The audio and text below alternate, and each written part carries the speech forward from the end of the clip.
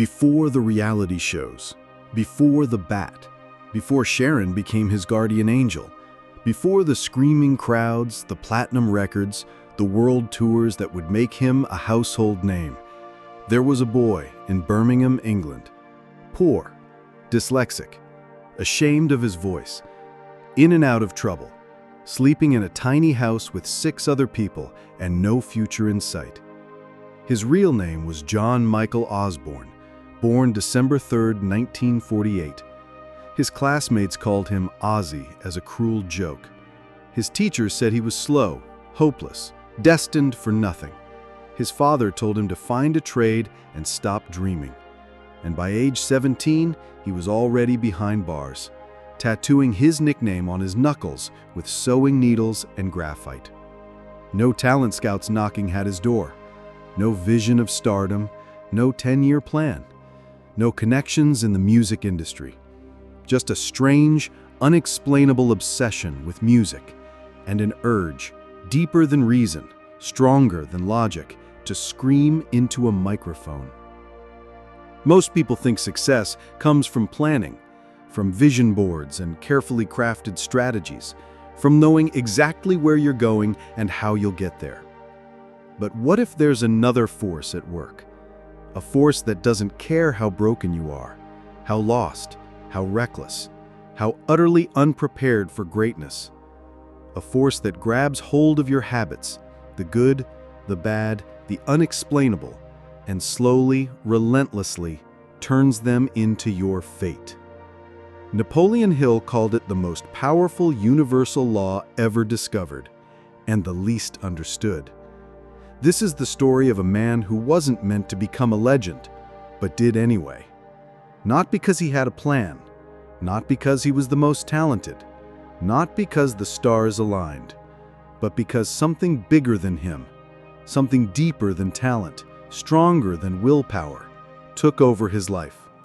Something that turned his chaos into his calling, his madness into his method, his repetition into his reality.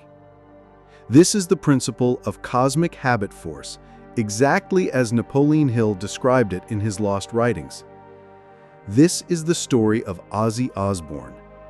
And by the end of this video, you'll understand how the invisible habits you repeat every single day are building a destiny you might not even see coming.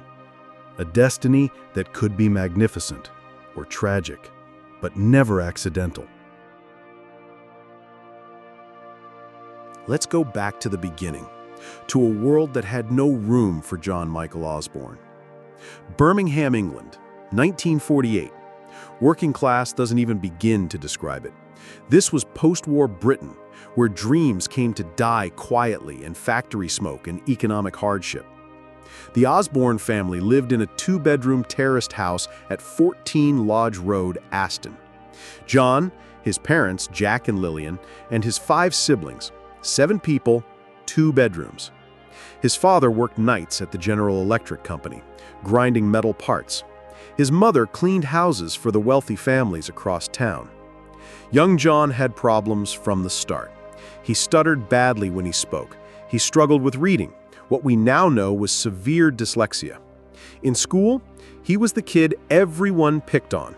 The slow one, the weird one, the one who didn't fit anywhere. His teachers wrote him off. His classmates tormented him. And the only thing that gave him chills, that made him feel alive, was music. Especially the Beatles. He would listen to their records over and over and over again, not just enjoying them, absorbing them, becoming them in his mind. He'd stand in front of the mirror, pretending to be John Lennon, singing along, moving like them, dreaming of stages he'd never seen. But dreams don't pay bills in Birmingham. And by 15, the education system had given up on him completely. He dropped out, started working odd jobs, factory work, construction, even a stint in a slaughterhouse where he had to kill cattle for a living. The blood, the screaming animals, the death. Most people would be traumatized, but somehow Ozzy absorbed it all, like he was collecting darkness for later use. Then came the real breaking point. At 17, Desperate for money and completely lost, he turned to crime, burglary, breaking into houses while families slept, stealing televisions, jewelry, anything he could sell. Until one night, he got caught. Prison. Winson Green Prison. 6 weeks behind bars with real criminals, dangerous men who could have destroyed him. But something strange happened in that cell. Instead of breaking down, he did something that would define the rest of his life. He tattooed Ozzy across the knuckles of his left hand, using a sewing needle and graphite from a pencil. Crude, painful, permanent. Later, he would say he didn't even know why he did it. It was like something else was controlling his hands, like he was being programmed. When he got out of prison, his parents were ashamed. The neighborhood kids pointed and whispered. Everyone expected him to become another casualty, another Birmingham boy who never amounted to anything. He bounced from job to job: factory worker at Lucas Industries, construction laborer, apprentice plumber. Nothing fit, nothing felt right. But here's where the story gets strange, where coincidence starts to look like something else. One day, walking through Birmingham city center, he stopped at a music shop, just browsing, looking at guitars he couldn't afford, drums he'd never play. And there, pinned to a bulletin board, was a small handwritten note. Drummer wanted, must have own gear. Now, Ozzy didn't have drums. He didn't have any musical equipment at all. He'd never even taken a proper music lesson.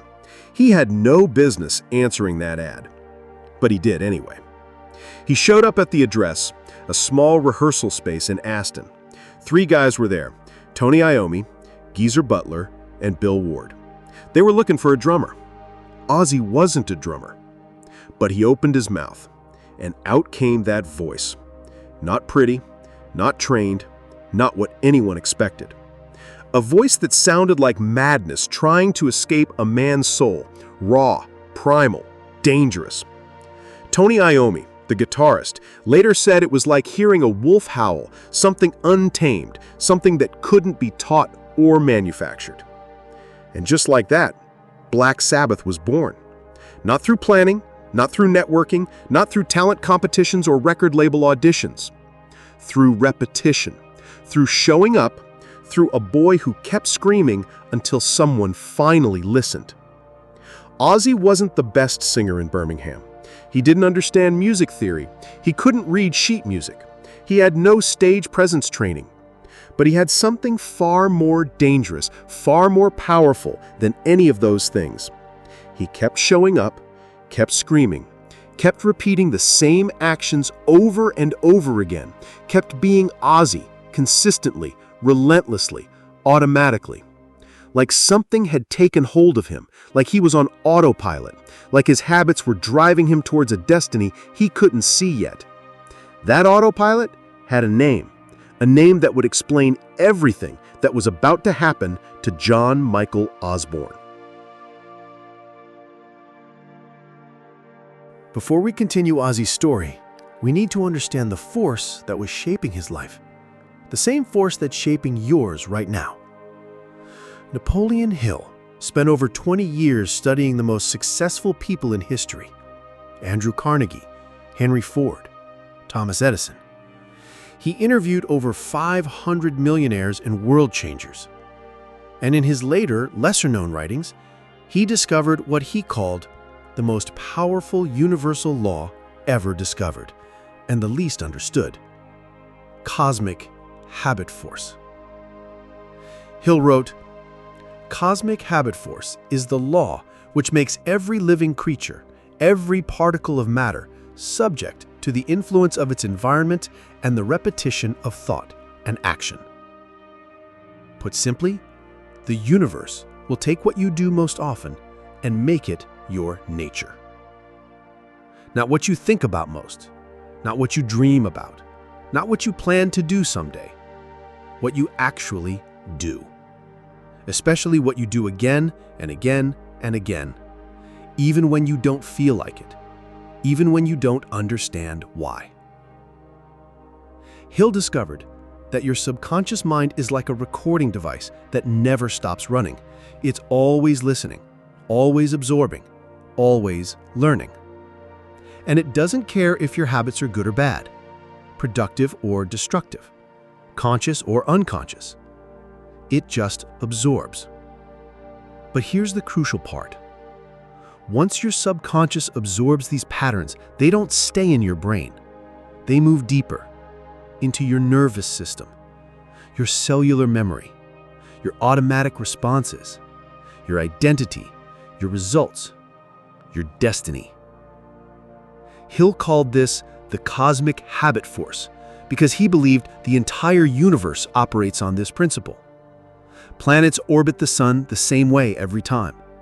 Seasons change in the same sequence every year. Water always flows downhill. Fire always burns upward. Repetition creates reality. Repetition creates nature. Repetition creates law. And human beings are not exempt from this law. Ozzy Osbourne didn't become a rock star by trying to be one. He didn't have a vision board with pictures of sold-out stadiums. He didn't write affirmations about fame and fortune. He became a rock star by repeating the behaviors of a rock star until they became his automatic response to life. He screamed into every microphone he could find. He got on every stage that would have him.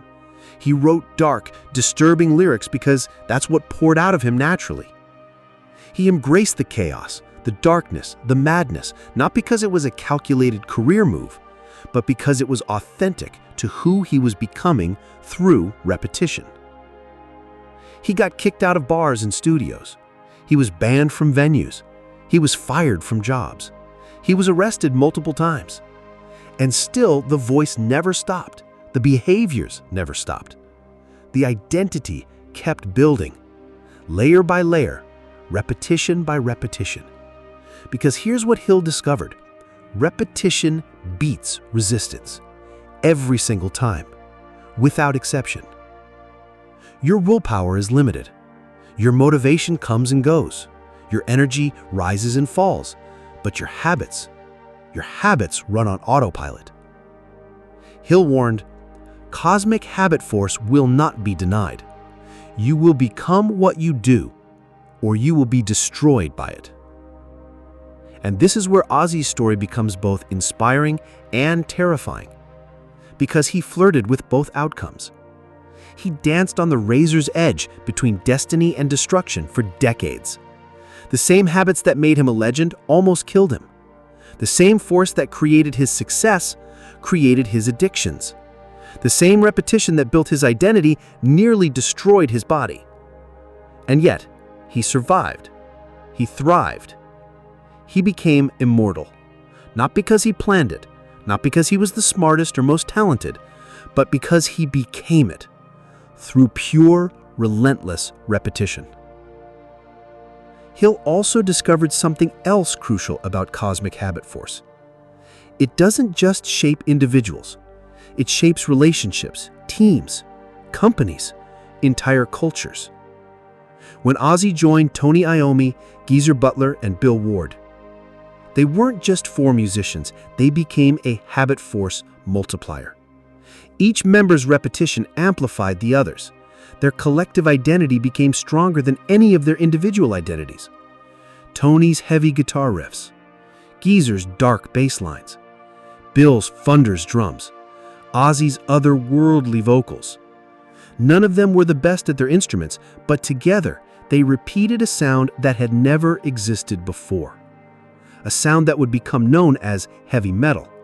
A sound that would influence millions of musicians for decades to come. They didn't invent heavy metal through planning. They created it through repetition, through showing up to the same rehearsal space day after day, through playing the same style of music over and over until it became their signature, through being themselves so consistently that they created an entirely new genre. This is Cosmic Habitforce at work. This is how ordinary people become extraordinary forces, not through talent alone, not through luck alone, but through the compound effect of consistent repetition over time. Your habits are either building your future or burying it, right now, today, in this moment. The question isn't whether Cosmic Habit Force is working in your life. It's working. It's always working. The question is, are you directing it consciously, or is it directing you unconsciously? By 1970, Black Sabbath had released their first album. By 1973, they were selling out arenas worldwide. Ozzy had gone from a Birmingham nobody to a global phenomenon in less than 5 years. But success didn't cure his demons. If anything, it amplified them. The same repetitive behaviors that created his success were now creating his problems. The drinking, the drugs, the chaos, the self-destruction. By the late 1970s, Black Sabbath was falling apart. The band members were barely speaking. Their music was becoming stale, and Ozzy was spiraling out of control. In 1979, the inevitable happened. He was fired from Black Sabbath, kicked out of the band he had helped create. The reason? He was too wild, too unpredictable, too destructive. This says a lot, considering they were Black Sabbath, a band known for darkness and chaos. But even they had reached their limit with Ozzy. He disappeared. No money coming in, no band behind him, no plan for the future, just a fog of drugs, alcohol, and depression. Most people would have seen this as the end, the final proof that he was destined for failure, a cautionary tale about the dangers of excess. But here's where Cosmic Habit Force reveals its true power. Even in his darkest moments, even when he wasn't consciously trying, even when he thought his career was over, Ozzy couldn't stop being Ozzy. He kept writing lyrics, dark, disturbing, powerful lyrics. He kept hearing melodies in his head. He kept humming, singing, creating. He kept performing, even if it was just for himself in his empty apartment. Because once Cosmic Habit Force takes over, it doesn't ask permission. It doesn't need your willpower. It doesn't depend on your circumstances. It becomes automatic, biological, cellular. You become what you've repeated, whether you like it or not. This is when Sharon Arden entered his life. Sharon, the daughter of music manager Don Arden, a woman who saw something in Ozzy that he couldn't see in himself. She found him at his lowest point, broke, depressed, seemingly finished. But she didn't see a washed-up rock star. She saw a force of nature that just needed proper direction. Sharon became his manager. Later, she became his wife. But first, she became his Habit Force multiplier. She cleaned up his finances. She held him accountable. She put a proper band behind him. She created systems and structures around his natural habits. Instead of trying to change who Ozzy was, she amplified what was already working. His darkness became theatrical. His chaos became choreographed. His madness became marketable. In 1980, they released Blizzard of Oz, his solo debut album, the album that many consider his masterpiece. Songs like Crazy Train and Mr. Crowley that would become anthems for generations. The album went platinum, then double platinum, then triple platinum. The man everyone called a washed-up joke had just released the best work of his life, at age 32, after being fired from his own band, after hitting rock bottom. How is this possible? How does someone create their greatest work after their supposed failure?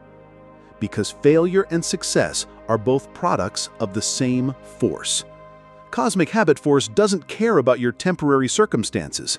It cares about your consistent patterns. Ozzy's patterns were still intact. His identity was still intact. His creative habits were still running on autopilot. The only thing that changed was the support system around those habits.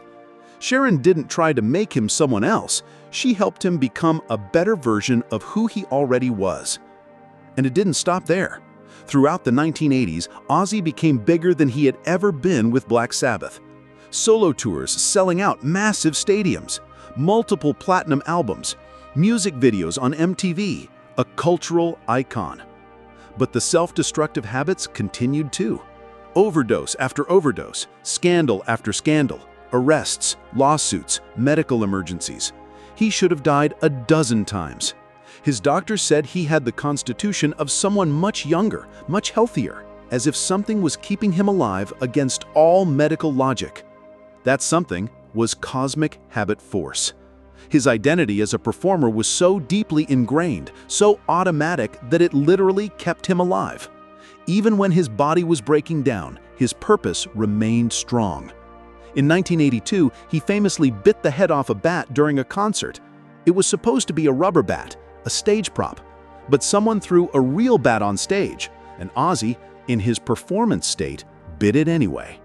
Had to get rabies shots, nearly died. Most people would see this as evidence of his insanity, but it was actually evidence of his commitment, his willingness to become the character he had created through repetition, to live the identity he had built, habit by habit, day by day. This is what happens when Cosmic Habitforce takes over completely. You don't just perform a role, you become the role. The role becomes you. Through the 1990s and 2000s, Ozzy faced new challenges: Parkinson's disease, multiple surgeries, family problems, financial struggles. But still, he couldn't stop, wouldn't stop. The habits were too deep, the identity was too strong. Even today, in his 70s, dealing with serious health issues, he's still touring, still recording, still being Ozzy. Because at this point, it's not something he does, it's something he is. That's the ultimate power of Cosmic Habitforce. It doesn't just change your behavior, it changes your being. It doesn't just create success, it creates inevitability. Now you might be thinking, this is all very interesting, but I'm not Ozzy Osbourne. I don't want to bite bad heads or live in chaos. How does this apply to my normal life? Here's the truth. You don't have to be Ozzy. You don't need tattoos or record deal or a self-destructive past. But you do have something crucial in common with him. Your habits are building your future, whether you like it or not, whether you're aware of it or not, whether you intended it or not. And most people don't realize they're unconsciously programming their own limitations. Hitting snooze every morning instead of getting up immediately, checking social media first thing instead of focusing on priorities, saying, "I can't afford it," instead of, "How can I afford it?" Complaining about problems instead of solving them, procrastinating on important tasks while staying busy with trivial ones, avoiding difficult conversations that could change everything. Then they wonder why success feels impossible, why their dreams stay dreams, why other people seem to have all the luck. But here's what Napoleon Hill discovered. You can use Cosmic Habitforce consciously.